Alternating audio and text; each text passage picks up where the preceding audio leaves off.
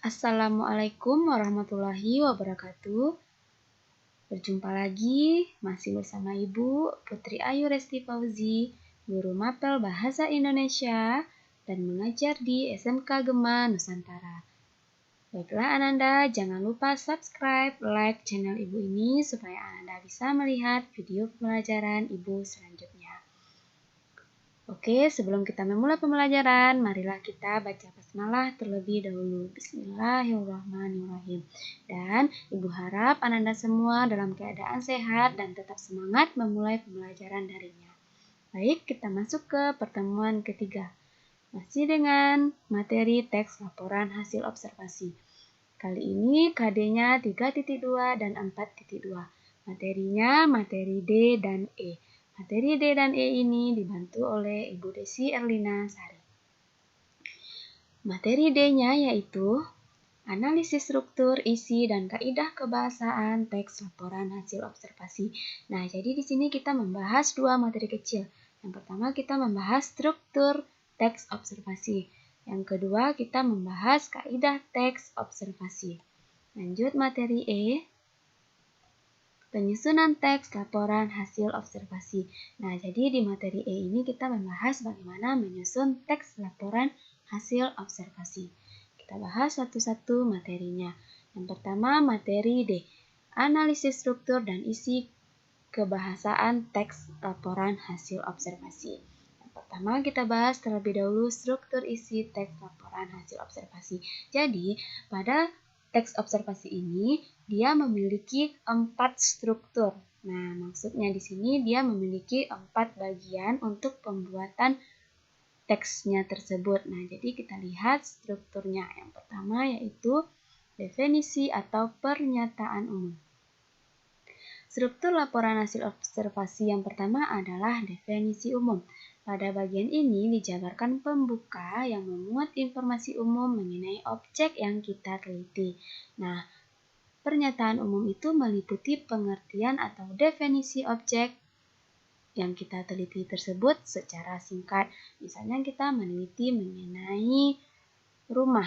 Jadi rumah itu kita bikin pernyataan umumnya yaitu berisi pengertian atau definisi objek tersebut secara singkat dan kita masukkan klasifikasi rumah tersebut di dalam pernyataan umum ini. Lanjut, struktur yang kedua, deskripsi bagian. Pada bagian ini menjelaskan isi dan membahas mengenai hasil observasi yang kita lakukan. Nah, deskripsi bagian menjadi inti dari laporan hasil observasi yang menjelaskan ide-ide pokok pada tiap paragrafnya. Lanjut, yang ketiga, deskripsi manfaat. Bagian ini menjelaskan manfaat dari objek yang akan kita laporkan. Apa saja manfaat dan kegunaan objek pengamatan dituliskan secara detail pada bagian manfaat ini, baik manfaatnya secara langsung maupun tidak langsung.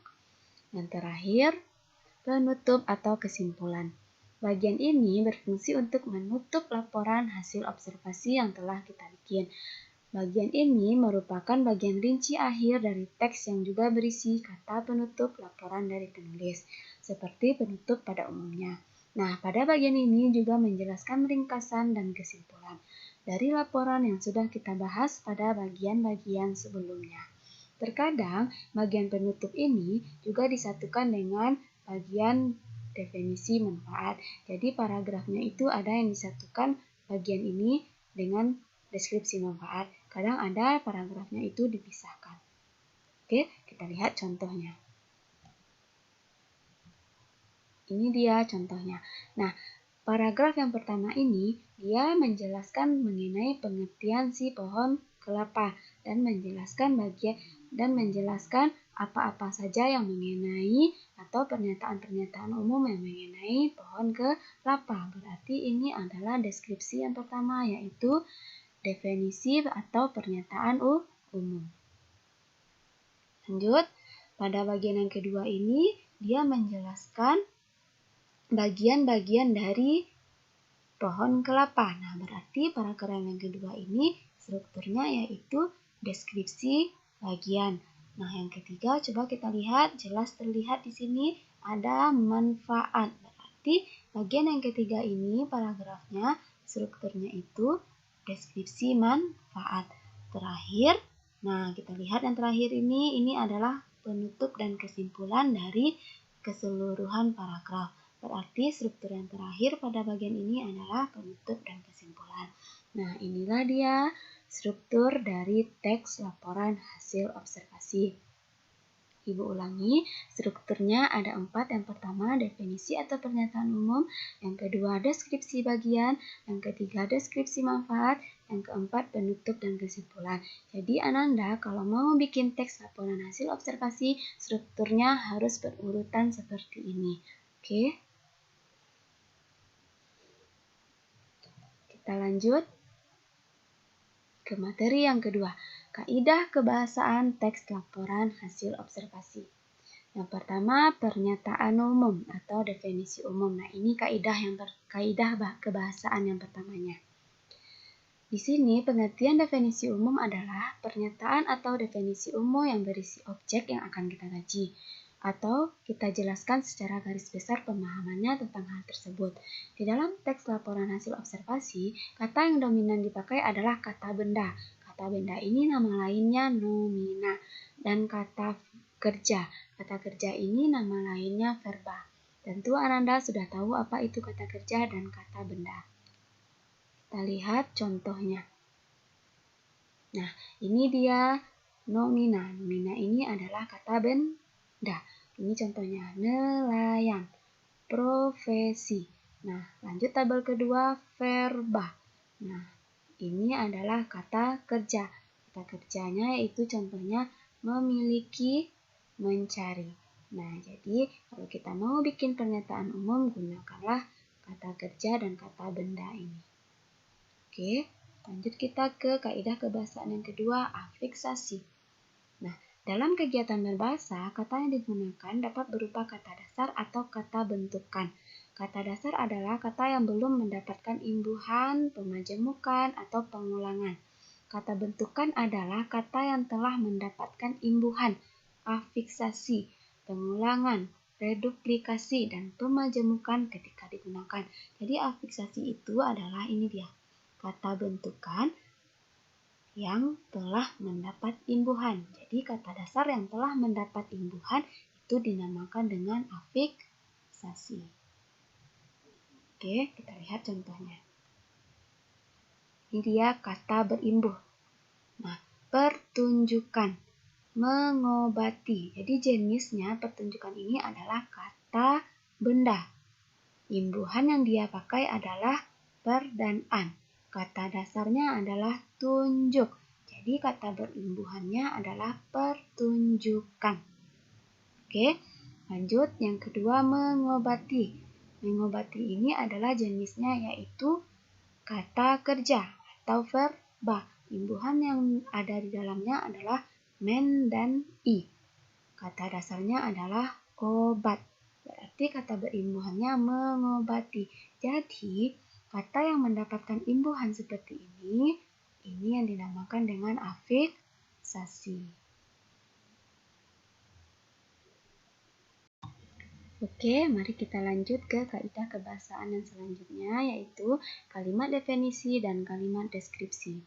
Kalimat definisi adalah kalimat yang bersifat memberikan keterangan atau penjelasan atas suatu objek secara umum.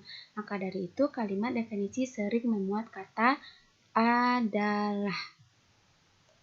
Contohnya, penyanyi adalah orang yang menggunakan suara mereka dan berdendang sebagai mata pencaharian. Jadi di sini adalah dia kalimat definisi. Lanjut, kalimat deskripsi. Kalimat deskripsi ialah kalimat yang menggambarkan sifat-sifat atau ciri khusus suatu benda. Sifat-sifat tersebut merujuk pada hal khusus yang bisa ditangkap oleh panca indera. Misalnya, berupa ukuran seperti besar kecil, tinggi rendah, warna seperti merah kuning biru, rasa seperti manis pahit, getir halus kasar, dan sebagainya. Jadi contohnya, penyanyi lagu pop masa kini biasa memiliki paras yang juga rupawan. Jadi kalimat deskripsi ini kita menggambarkan sifat-sifat atau ciri khusus seseorang atau objek yang akan kita teliti. Kita menggambarkan. Itu dia. Jadi bedanya kalimat definisi ini kita memberi pengertian tentang objek tersebut. Kalau deskripsi kita memberikan gambarannya berupa sifat-sifat atau ciri-ciri khususnya. Oke, lanjut yang keempat, kalimat simpleks dan kompleks.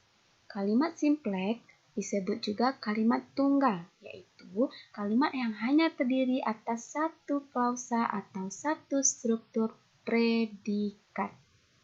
Contohnya, Dewi belajar menari. S-nya Dewi, subjeknya Dewi, predikatnya belajar, objeknya menari. Jadi hanya ada satu subjek di sini. Lanjut, kalimat kompleks. Kalimat kompleks atau kalimat majemuk bertingkat merupakan kalimat yang tersusun atas klausa utama dan klausa subordinatif. Klausa utama adalah induk kalimat yang diikuti oleh anak kalimat atau subordinatif. Jadi kalimat kompleks adalah kalimat yang memiliki dua atau lebih klausa. Kalimat kompleks terbagi menjadi dua.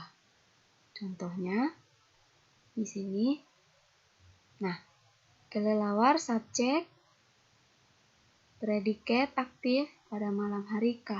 Terus kita masuk ke tidur. Tidur ini kita ulang lagi predikatnya. Nah, masuk lagi ke keterangannya. Jadi di sini ada dua unsur P-nya. Nah, ini yang dinamakan dengan kalimat kompleks.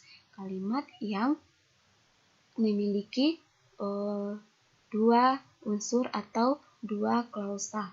Nah, kalau yang kalimat simpleks hanya memiliki satu unsur. Lanjut, kalimat kompleks itu terbagi menjadi dua. Yang pertama, kalimat kompleks parataktik adalah kalimat kompleks yang terdiri dari dua unsur atau lebih, yang dinyatakan dengan hubungan sejajar dengan makna. Konjungsi yang digunakan seperti dan, tetapi, atau.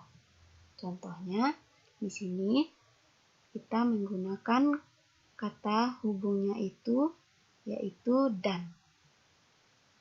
Kondisi lingkungan permukiman masyarakat pesisir, khususnya nelayan, masih belum tertata dengan baik dan terkesan kumuh. Nah, ini adalah konjungsi. Kalau memakai ini berarti kalimat kompleks parataktik. Lanjut yang kedua, kalimat kompleks hipotatik. Kalimat ini adalah kalimat yang dapat dinyatakan dengan hubungan konjungsi tidak sejajar dengan makna. Konjungsi yang digunakan dalam kalimat kompleks ini yaitu apabila, jika, karena, ketika, jadi, selain itu, sebelum itu, setelah itu, dan meskipun. Ini dia contohnya. Nah, selain itu, ini sudah satu kalimat, koma. Kalimat selanjutnya ini adalah kalimat yang kedua. Jadi, kata hubung yang dia gunakan adalah selain itu. Ini dinamakan dengan kalimat hipotatik. Oke, sampai di sini Ibu harap Ananda bisa memahami. Kita lanjut ke materi yang kedua, materi E. Penyusunan teks laporan hasil observasi. Di sini kita lihat yang pertama, gagasan pokok dan gagasan penjelas dalam menyusun teks laporan hasil observasi. Sebuah tulisan atau teks terdiri atas gagasan pokok dan gagasan-gagasan penjelas. Sudah Ibu jelaskan di materi sebelumnya. Sebelum menyusun teks laporan hasil observasi, Ananda harus menentukan gagasan pokoknya terlebih dahulu. Dan gagasan penjelas teks laporan hasil observasi yang Anda susun. Mengembangkan teks dimulai dengan menuliskan gagasan pokok. Setiap gagasan pokok dikembangkan menjadi satu paragraf. Kedua, penyusunan teks hasil observasi dengan memperhatikan isi dan kebahasaan. Yang pertama, tentukan topik masalah yang kita amati. Nah, jadi kalau kita ingin menyusun teks laporan hasil observasi, perhatikan dulu isi dan kebahasaannya. Yang pertama, kita tentukan masalah yang kita amati. Yang kedua, merencanakan cara menyelesaikan masalah kita tersebut. Yang ketiga, melakukan pengamatan sesuai dengan masalah yang sudah kita tentukan. Yang keempat, meneliti ulang hasil penelitian kita tadi. Yang kelima, membuat kerangka laporan hasil observasi.